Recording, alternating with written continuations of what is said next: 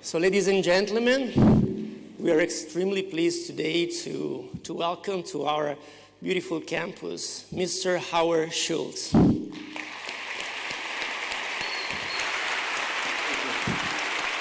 you. Hello. Thank you. Thank you.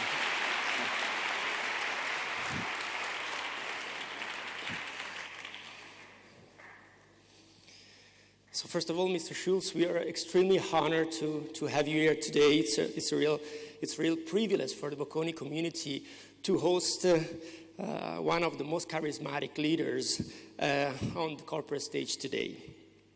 Let me also start up front to say that I'm proud to see so many students that are packing this room.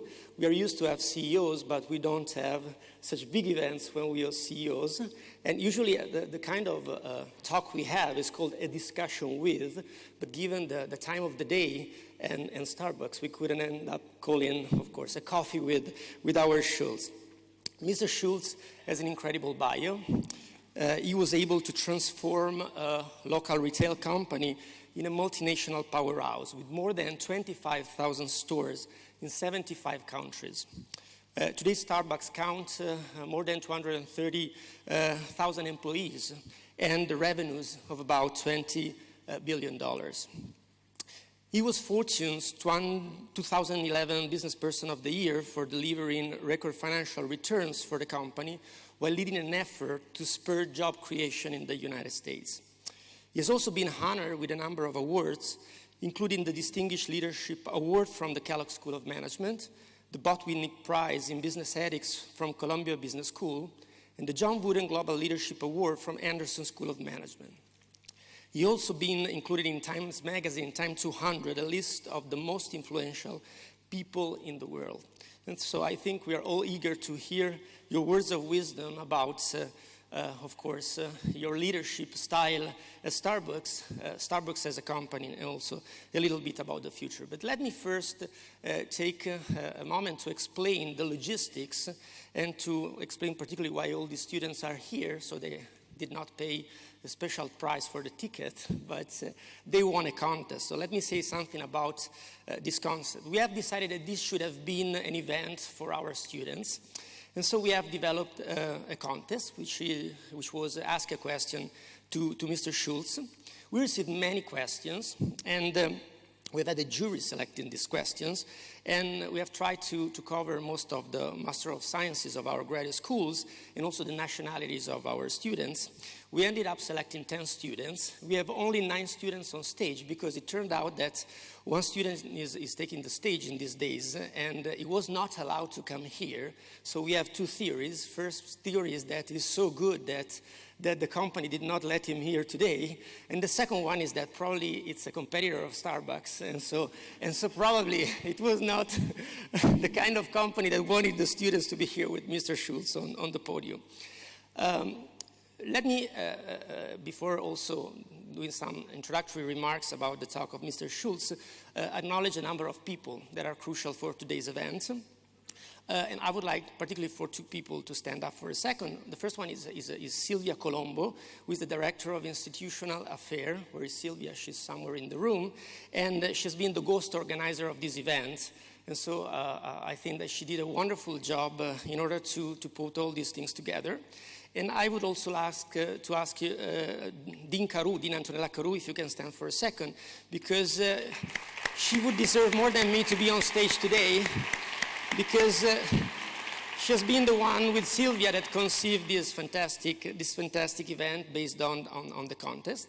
I would also like to thank the jury members. There are a group of staff and professors and directors of master programs that contributed to selecting the different questions for Mr. Schultz, and let me call them in alphabetical order: Carlo Altomonte, Laura Candotti, Rossella Cappetta, Paola Cillo, Tommaso Eridani, Stefano Gatti, Roberto Grassi, Anna Mandel, and Vittoria Veronesi. All these people did a great job in order to identify the questions and also identify the students to come on stage.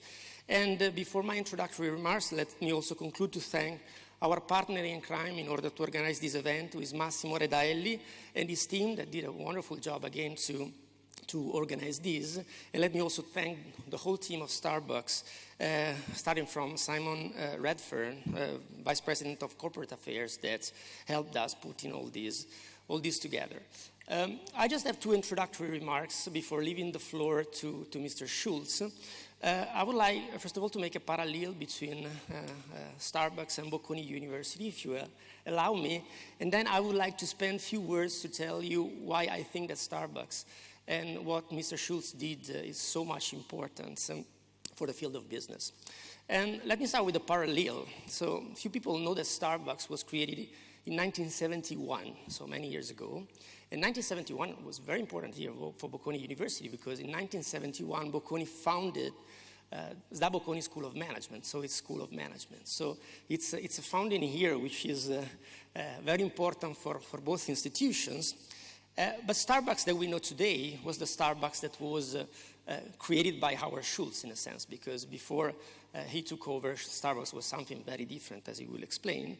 And apparently, and we will know today whether this is true or not, but the overall idea of Starbucks was conceived traveling to Italy, and particularly Milan. And so again, Milan is the place to be for Bocconi students because we have our campus here, and so this is something very important. The third parallel is that Starbucks became a global corporation with the IPO in 1992. And in those years when President Monti, that is in the front row in this room, Bocconi started to have the first courses in English, which really targeted international students. So in a sense, 1992 was a very important year also for Bocconi University. And last but not the least, Starbucks is here today, and Howard Schultz is here today to deliver a speech, but it turns out that next year Starbucks will open a store in Milan. And as we shared with Mr. Schultz during lunchtime, Bocconi University is broadening up the campus, and next year we will start opening the new campus with the first dorm, which will complete our dorms on campus to 2,000 rooms. So this is another analogy which is very important. So I like to think about this parallel because these are two institutions, and if you wish, like we call them in marketing management, 2 brands that are obsessed with attention towards customers and towards, in our case, students. And so it's very nice to see how our history, in a sense, has come along in a very similar fashion. Let me move just to one thought of why Starbucks it is so important. So I'm not surprised to see so many people in the room because, in fact, I did my homework and I counted the number of Starbucks case studies we have in our Master of Science programs. And so it turned out that there are 20 courses, 20 syllabi in which there is openly, a Starbucks case study, let's say, material. And this underestimates, by the way, the number of courses because, in fact, for example, when I teach my technology and innovation management course, I dedicate about 30 minutes when it's about business model innovation to explain what Starbucks did in the past. And so the question is why? Why is that so? Well, I personally think that Mr. Schultz with Starbucks did something incredible and was a pioneer of what we call modern strategy thinking in a strategy textbook. Because, in fact, my generation particularly was taught with a very famous and popular book at the time, the textbook Competitive Strategy by Professor Michael Porter of Harvard.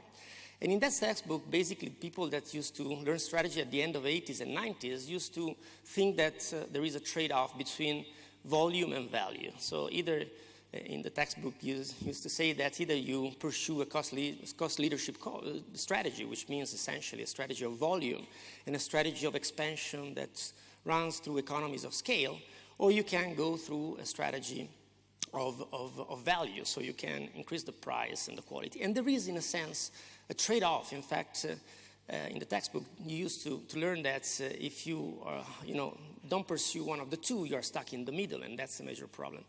Well, Starbucks, I think that it was the first business model that today we would call a disruptive business model, a blue ocean business model, because it was the first business model that could conceive, a strategy of volume which can, be combined with quality and with service and with customer satisfaction within the stores. And so, in a sense, it's really, a predecessor of what of what today we learn in strategy. Strategy is about really creating a blue ocean views of the world, and so trying to stimulate demand independently on the volume and quality, but trying to pursue both. So I think that the importance of this brand, which then became important over the years for many other things, including the many actions on corporate social responsibilities, for example, on operations management and many other activity, is something we are all aware of. And so that's the reason why we are so eager now to hear the words of wisdom of Mr. Schultz and to get to know better something about Starbucks and about the future. So thanks again for being with us and enjoy the workshop.